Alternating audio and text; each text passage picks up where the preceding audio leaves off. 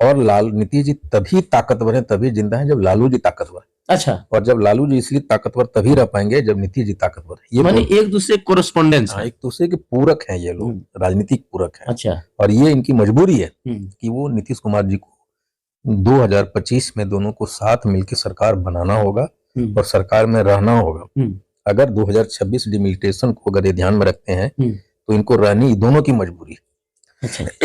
अगर नहीं रहेंगे इनके वोट की जो शक्ति है ना उसको क्या लालू यादव तेजस्वी यादव को नीतीश कुमार के लिए साथ आना आरजेडी कितना मजबूत होगी या कमजोर होगी? इसके लिए दोनों मजबूत होगी, दोनों मजबूत होंगे। भाजपा एक ऐसा पार्टी है जिसपे किसी को भरोसा आप देखे होंगे कि शिंदे के इलेक्शन के पहले मोदी का व्यवहार, अच्छा, महाराष्ट्र में, और जब इलेक्शन डिक्लेयर हो गया और जब एक पावर बन के उभरी भाजपा तो शिंदे खड़ा था, मोदी उसकी तरफ देखा तक नहीं, वहां तो जोर ने उसकी तरफ देखा नहीं।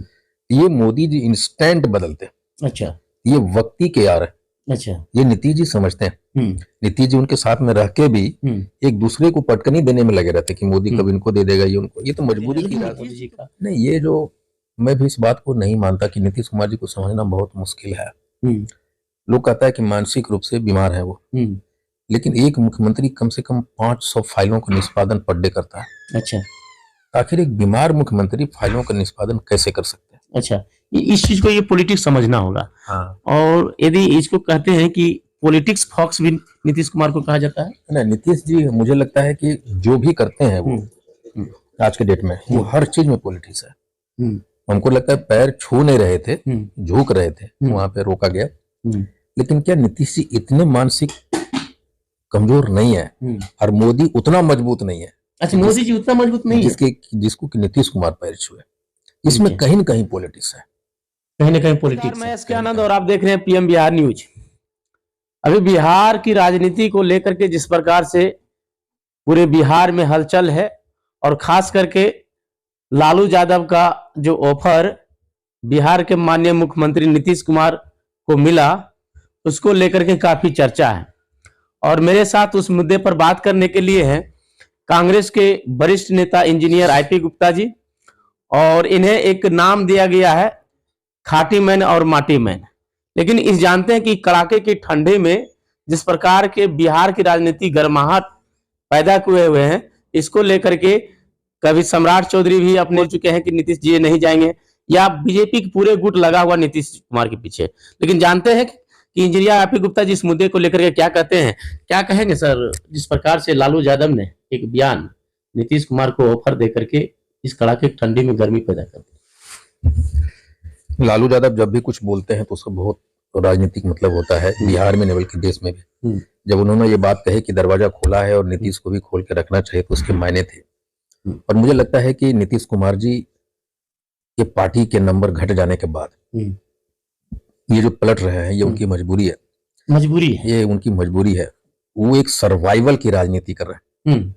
जब वो भाजपा की तरफ पहले थे तो भाजपा वाले की एक आदत रही है ना कि जब अपने साथ में रखो फिर उनके इर्द गिर्द में उनके लोगों को एक ऐसा जाल बुनो कि तोड़ने की कोशिश में लगे रहते हैं। और नीतीश कुमार जी इस चीज को जानते हैं, तो जब हाँ उनको खतरा होता है कि भाजपा की तरफ अब मेरे अस्तित्व, पार्टी का अस्तित्व पे खतरा है, तो वो पलट के इधर आ जाते हैं। वो पिछली बार विधानसभा में भाजपा के अध्यक्ष रहे जेपी नड्डा जी, उन्होंने स्पष्ट शब्दों में कह दिया था कि जो क्षेत्रीय पार्टी है वो स्वतः खत्म हो जाएगी। तो कहीं नीतीश कुमार को भी खत्म करने का तो प्रयास नहीं है? बिल्कुल, जब उन्होंने ये बात कहा तो नीतीश कुमार जी इस बात को समझे थे और उसके बाद ही एक पलटी हुई थी उनकी। लेकिन मेरा ये मानना है कि नीतीश कुमार को इस बार पलटना 2 कारणों से महत्वपूर्ण है। एक तो वो कि उनकी सर्वाइवल की पॉलिटिक्स है।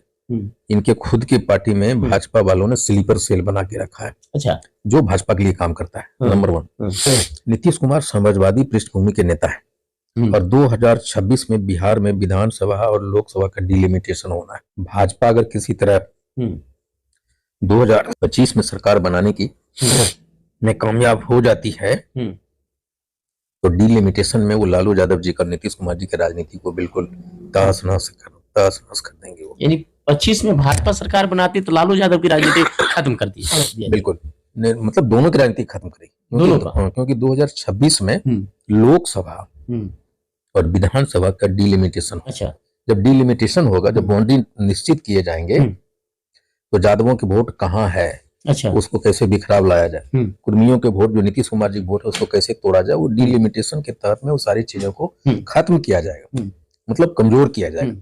इस बात को लालू जी भी समझते हैं, नीतीश जी भी समझते हैं। अच्छा, और नीतीश जी तभी ताकतवर है, तभी जिंदा है जब लालू जी ताकतवर है। अच्छा, और जब लालू जी इसलिए ताकतवर तभी रह पाएंगे जब नीतीश जी ताकतवर है। ये माने एक दूसरे कोरेस्पोंडेंस है, एक दूसरे के पूरक हैं ये लोग, राजनीतिक पूरक हैं। अच्छा, और ये इनकी मजबूरी है कि वो नीतीश कुमार जी को 2025 में दोनों को साथ मिलकर सरकार बनाना होगा और सरकार में रहना होगा।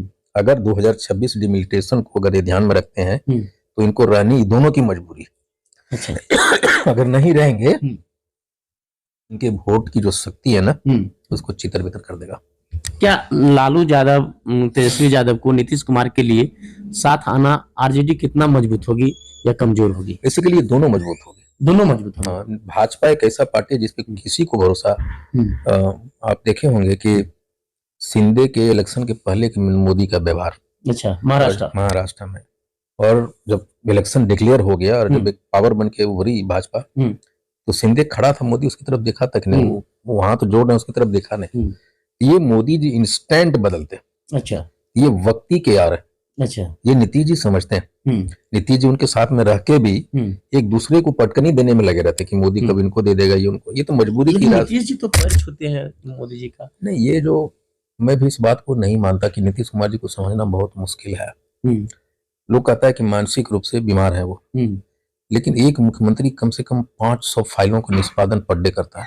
अच्छा, आखिर एक बीमार मुख्यमंत्री फाइलों का निष्पादन कैसे कर सकते हैं? अच्छा, इस चीज को ये पॉलिटिक्स समझना होगा। हाँ। और यदि इसको कहते हैं कि पॉलिटिक्स फॉक्स भी नीतीश कुमार को कहा जाता है। ना, नीतीश जी मुझे लगता है कि जो भी करते हैं वो आज के डेट में वो हर चीज में पॉलिटिक्स है।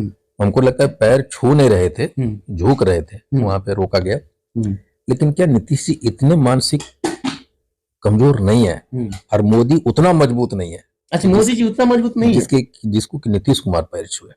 इसमें कहीं न कहीं पॉलिटिक्स है, कहीं ना कहीं पॉलिटिक्स है, कहीं न कहीं पॉलिटिक्स है। लेकिन बीच में एक ऐसी खबर भी चल रही थी कि नीतीश जी जो है आरजेडी को भी देख लिए, बीजेपी को देख लिए, कहीं ना कहीं अब नीतीश का गठबंधन कांग्रेस से होगी। क्या लगता है कांग्रेस और नीतीश को आने का? नहीं, उसमें मैं ये कितना खबर पक्का है मुझे नहीं मालूम, लेकिन मीडिया में जो खबर तैर रही है कि मनमोहन जी के घर पे प्रियंका जी से बात हुई है उनकी, तो एक लार्जर पर्सपेक्टिव की तरफ बढ़ रहे हैं।